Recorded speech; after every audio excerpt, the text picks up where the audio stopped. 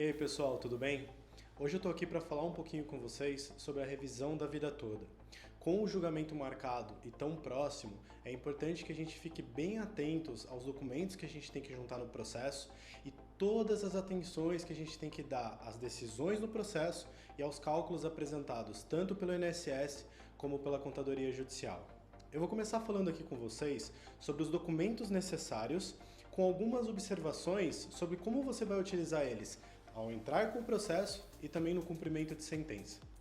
Para começar, a gente tem que entender que uma revisão da vida toda, ela só cabe para pessoas que se aposentaram dentro da regra da Lei 9876, de 1999. É aquela regra de transição que trouxe a média dos 80% maiores salários, aplicação do fator previdenciário, todo aquele cálculo que a gente já está bem acostumado. Se a pessoa se enquadra nessa regra, preste atenção ao prazo decadencial para entrar com a revisão. Se aplica a revisão da vida toda, tá? É de 10 anos a contar do primeiro mês subsequente ao primeiro pagamento. Então, só para ficar claro aqui, se o primeiro pagamento foi feito no mês de dezembro de 2021, em janeiro de 2022 começa a contar o prazo decadencial para esse tipo de revisão, tá bom? E aí você vai precisar dos seguintes documentos: carta de concessão, CNIS e último extrato de pagamento. Esses documentos eles são padrão para entrar com qualquer tipo de revisão. Eles são necessários para comprovar que a pessoa está aposentada, qual a memória de cálculo, quais os vínculos e salários que o INSS deve ter considerado e o último pagamento que ela recebeu para comprovar ali que vai ter um proveito econômico nessa ação. Só que para a revisão da vida toda, a gente não pode se limitar só a esses documentos. Eu vou explicar o porquê. O CNIS ele tem um limite de informações. Embora ele registre que a pessoa começou a trabalhar em 1960, por exemplo, ele só vai demonstrar os salários a partir de 1982. Isso acontece porque, anterior a isso, o INSS não tinha um sistema administrativo e perfeito para registrar essas informações, mesmo que quem tenha que jogar essas informações para o INSS são as empresas. Logo, o INSS fez algumas colaborações, juntou informações no sistema, só que tudo só a partir de 1982. Por isso, no caso de pessoas que se aposentaram dentro do período decadencial e querem entrar com a revisão, você tem que considerar todos os salários dela. E se ela começou a trabalhar antes de 1982, esses salários não vão estar nesses documentos padrões que eu falei. Por isso, a gente vai ter que juntar alguns documentos diferentes. Os juízes eles têm aceitado a CTPS e as alterações salariais como forma de comprovar os salários anteriores ao CNIS. Isso só tem sido permitido porque é muito difícil onerar o segurado de que ele apresente informações de empresas que podem já estar falidas ou juntar essas informações por qualquer outro tipo de documento que ele não tenha guardado, no caso de onerar o segurado em utilizar o salário mínimo, caso ele não comprovar essas contribuições. Então os juízes têm facilitado para a apresentação da CTPS, o que não impede que você apresente, por exemplo, guias de pagamento, olerites, declarações da empresa com todos os salários recebidos ou, em último caso, pedir ao INSS que verifique as microfichas. As microfichas são informações de pagamento, contribuições e vínculos que o INSS está em posse, desde que não tenha perdido, seja por problemas administrativos ou até as famosas enchentes que a gente sabe que acontecem nos processos administrativos. Ele pode juntar essas informações e fazer um acerto no CNIS. Se você não tiver feito esse acerto no CNIS, isso não impede que você discuta na ação.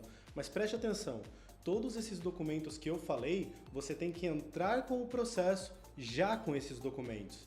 Então não adianta entrar só com o processo com a carta de concessão, CNIS, extrato de pagamento e esperar que ao longo do processo o juiz determine ou abre prazo para que você possa juntar esses documentos. Faça já desde o começo, isso vai evitar um monte de problema. E agora, com esses documentos, eu vou fazer dois links. O primeiro com o cálculo inicial, onde você já vai apresentar todas essas informações que eu falei no cálculo, salários de contribuição anteriores a 1982, observações em relação à correção, conversão de moeda, sem modificar os dados principais da concessão, como a DIB, tempo de contribuição do segurado, aplicação ou não do fator previdenciário. Isso você não pode mudar, não é o que a tese fala, tá certo? Só que tem um porém. Muita gente fala da revisão da vida toda apenas como algo para incluir os salários anteriores a julho de 94. Mas tem um extra. Se você afastar a regra de transição, que é o objetivo da tese, você afasta também o mínimo divisor. Mínimo divisor é um limitador para pessoas que têm poucas contribuições no momento da aposentadoria não se aposentarem com o mesmo valor que uma pessoa que tem contribuições durante todo o período. Embora seja justo em alguns casos, é extremamente prejudicial em outros, como por exemplo pessoas que ficaram muito tempo sem contribuição entre 94 até a data da aposentadoria, voltou a fazer algumas contribuições e se aposentou. O mínimo divisor ele acaba destruindo o valor da aposentadoria daquele segurado. Então preste atenção, se você tem duas coisas para fazer no cálculo, que é a inclusão dos salários anteriores a julho de 94 e afastar o mínimo divisor onde for possível, quando for possível, você tem que apresentar isso já no começo. Essas alterações no cálculo podem modificar o valor da causa e determinar aonde você vai entrar com a ação. A fins administrativos, você pode entrar no juizado com menos de 60 salários mínimos ou na justiça comum quando o valor for superior. Isso influencia em muita coisa. O juiz ele já pode de cara mandar para a contadoria se o valor for muito baixo. Então não tente apresentar valores errados ou qualquer valor. O juiz ele vai remeter esse cálculo para a contadoria, ele vai comprovar os valores que ali você apresentou e ele já vai dar algumas direções para fins de cálculo. Normalmente os juízes têm aceitado a CTPS e falado já nos despachos iniciais que pode ser utilizado. Então se você já juntou no processo e já apresentou o cálculo, sucesso! Agora é aguardar uma decisão. Se você já ganhou o processo antes da decisão do Supremo Tribunal Federal, esse despacho inicial e esse cálculo da contadoria podem ser utilizados. Por isso a importância de apresentar cálculos bem fundamentados já no início do processo.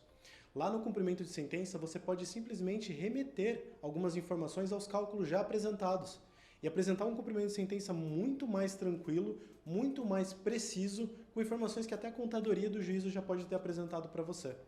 Portanto, a minha dica aqui, no link dos dois cálculos, é o seguinte: apresente os documentos e faça questão, peça ao juiz que demonstre que o cálculo ali está correto, ou que a contadoria demonstre que está correto, e reconheça os documentos que você juntou, principalmente a CTPS com as alterações salariais, já que é o documento mais fácil para a gente apresentar numa revisão da vida toda, tá certo?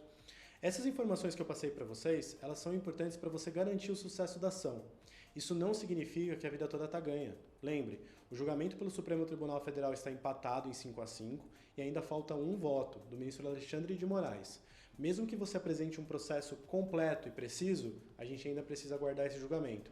Então vamos manter a calma, a paciência e já entrar com processos, com todos os documentos ok, para que se der certo lá no Supremo Tribunal Federal, a gente tenha vários cumprimentos de sentença perfeitos, alinhados e com cálculos precisos.